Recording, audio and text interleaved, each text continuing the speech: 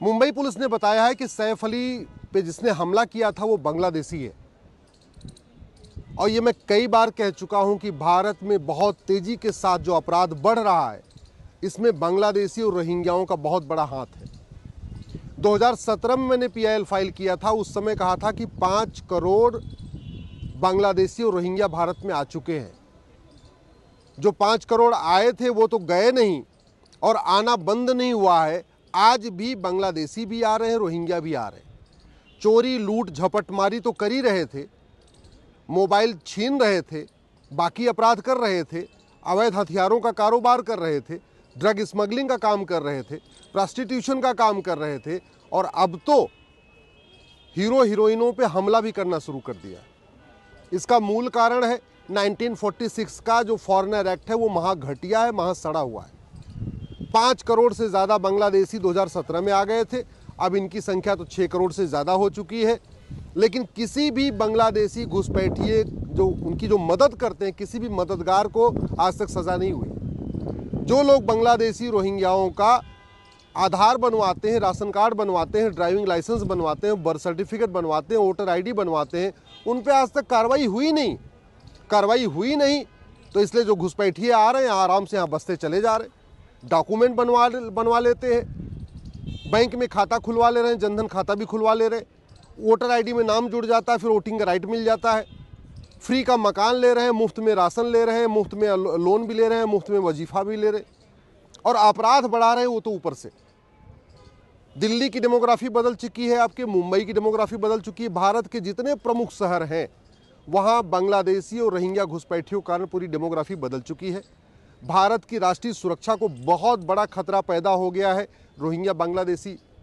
भारत की एकता अखंडता को बहुत बड़ा खतरा पैदा हो चुका है। संविधान कहता है देश की एकता अखंडता मजबूत करो। संविधान में जो बातें लिखी हैं उसको लागू करने की जिम्मेदारी सांसद, विधायक, मंत्री और जजों की है। लेकिन उनको भी बांग्लादेशी रोहिंग्याओं के मानवाधिकार की चिंता है और इसलिए उनके ऊपर कोई कार्रवाई नहीं हो रही। घुसपैठ हमारी राष्ट्र की सुरक्षा के लिए खतरा है। जो राष्ट्र की सुरक्षा के लिए खतरा होता है उससे निपटने के लिए हमारे पास एक कानून है, एनएसए, नेशनल सिक्योरिटी एक्ट। लेकिन किसी भी घुसपैठी और उसके मददगार के खिलाफ एनएसए नहीं लगाया जा रहा है। घुसपैठ हमारी एकता अखंडता के लिए खतरा है और जो देश की एकता अखंडता के लिए खतरा हो उससे निपटने के लिए कानून है यूएपीए। 6 करोड़ से ज़्यादा घुसपैठिए भारत में रह रहे हैं, लेकिन किसी भी घुसपैठिए और उसके मददगार के खिलाफ आज तक यूएपीए नहीं लगाया गया। घुसपैठ की जा रही है भारत की डेमोग्राफी बदलने के लिए। घुसपैठ की जा रही है भारत में अराजकता फैलाने के लिए। घुसपैठ बड़े प्लान में भी की जा रही है। अपने आप में इनडायरेक्ट वॉर चल रहा है भारत में। और भारत के जो नया बीएनएस बना है उसमें भी वेजिंग वॉर का प्रावधान है। पहले वाले आईपीसी में भी वेजिंग वॉर का प्रावधान था। वेजिंग वॉर की धारा जिसके ऊपर लगती है उसको आजीवन कारावास और फांसी तक की सजा होती है। लेकिन वेजिंग वॉर की धारा न घुसपैठियों पे लगाई जा रही है न उनके मददगारों पे लगाई जा रही है। घुसपैठ से बड़ा कोई देशद्रोह नहीं है। घुसपैठियों की मदद करने से बड़ा तो कोई देशद्रोह है ही नहीं है। लेकिन न तो घुसपैठियों पे देशद्रोह की धारा लग रही है, न उनके मददगारों पे धारा लग रही है, देशद्रोह की धारा लग रही है। घुसपैठ अपने आप में एक ऑर्गेनाइज क्राइम है। वहाँ बॉर्डर पे 2000 रुपये दे घुसपैठी आते हैं, अंदर आते हैं, फिर एक दलाल उनका कॉमन सर्विस सेंटर पे आधार बनवाता है, दूसरा दलाल उनका नगर निगम से बर्थ सर्टिफिकेट बनवाता है, तीसरा दलाल उनका तहसील जाके राशन कार्ड बनवाता है, चौथा दलाल उनका आरटीओ ऑफिस जाके उनका ड्राइविंग लाइसेंस बनवाता है, पांचवा दलाल फिर वोटर आईडी में नाम जुड़वाता है।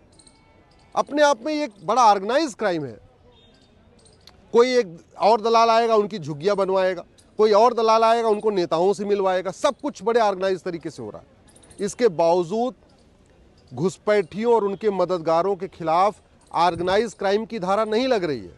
महाराष्ट्र में मकोका है लेकिन किसी भी घुसपैठी और उसके मददगार खिलाफ मकोका नहीं लगा। गुजरात के पास गुजकोका कानून है लेकिन गुजरात में भी किसी भी घुसपैठी और उसके मददगार के खिलाफ आज तक गुजकोका नहीं लगा। बाकी राज्यों के पास, किसी के पास गुंडा एक्ट है, किसी के पास गैंगस्टर एक्ट है। ऑर्गेनाइज क्राइम से निपटने के लिए सभी राज्यों के पास अपना अपना कानून है। लेकिन कोई भी राज्य सरकार घुसपैठियों और उनके मददगारों के खिलाफ गैंगस्टर एक्ट लगा नहीं रही।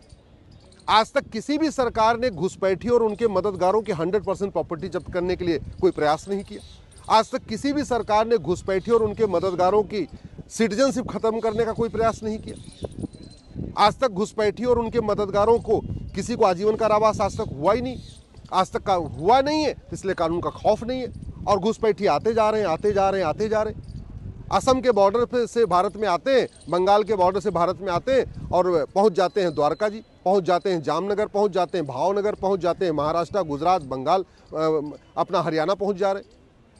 भारत के 800 जिले में से ऐसा एक भी जिला नहीं है जहां घुसपैठिए नहीं पहुंच चुके हैं।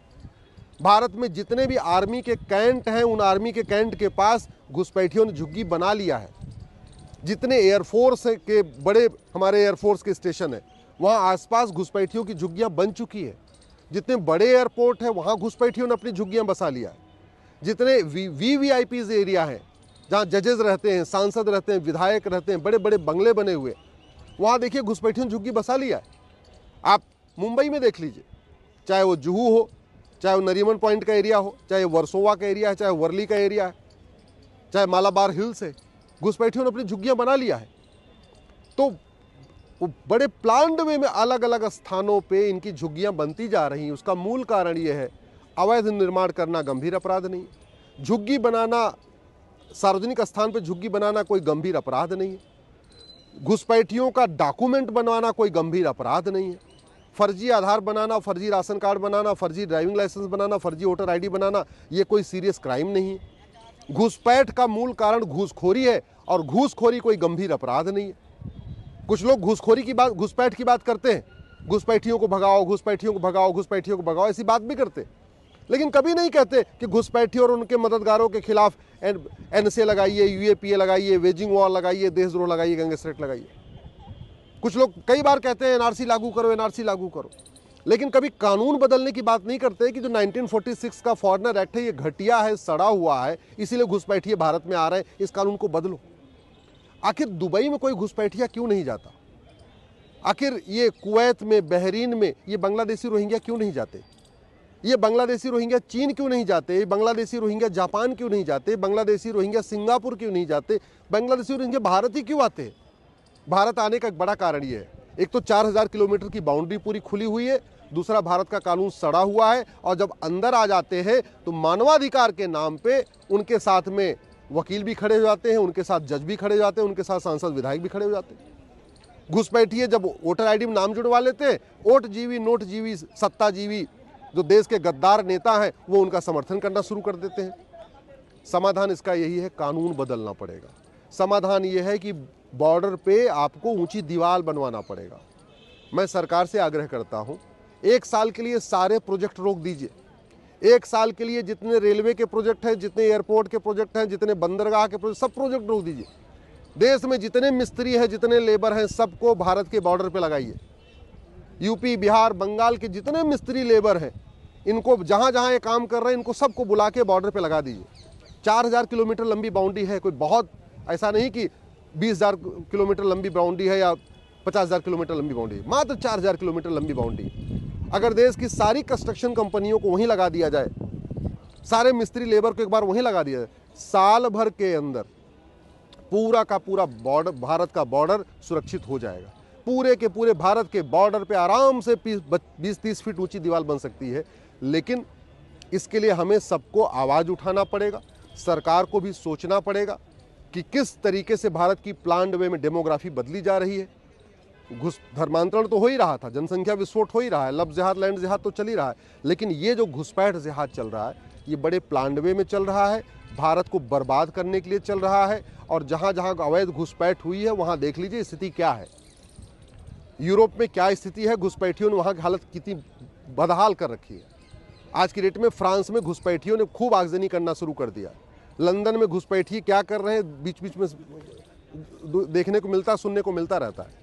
भारत को बचाना है, भारत को सुरक्षित बनाना है, हमें आने वाली पीढ़ियों को बचाना है, तो कम से कम भारत के बॉर्डर पे 20-30 फीट ऊंची दीवार बनाइए। सारा काम छोड़ दीजिए, सारे विकास के काम छोड़ दीजिए। हम कहते हैं 1 साल तक अगर हाईवे नहीं बनेगा, एक्सप्रेसवे नहीं बनेगा, बुलेट ट्रेन नहीं बनेगी, रेलवे नहीं बनेगा, नया रेलवे नहीं बनेगा, नया हाईवे नहीं बनेगा, नया एक्सप्रेस नहीं बनेगा, कोई फर्क नहीं पड़ रहा। एक बहुत हो चुका है, 10 साल में खूब ज़बरदस्त बन चुके हैं सब कुछ। 1 साल केवल और केवल भारत को सुरक्षित बनाने में हमें काम करना चाहिए। बाउंड्री ऊंची हो, कानून कठोर हो, भ्रष्टाचार के खिलाफ कठोर कानून हो, क्योंकि घुसपैठ का मूल कारण घूसखोरी है। जब तक घूसखोरों को कठोर सजा नहीं मिलेगी तब तक घुसपैठ नहीं रुकेगी। जब तक भ्रष्टाचारियों को आजीवन कारावास, फांसी नहीं होगा तब तक घुसपैठ नहीं रुकेगी। तो कानून भी बदलने की ज़रूरत है, दीवार भी ऊंची करने की ज़रूरत है। मैं आप लोगों से आग्रह करता हूं, इस विषय पे अपने अपने सांसद विधायक से मिलिए और मिल करके आवाज़ उठाइए।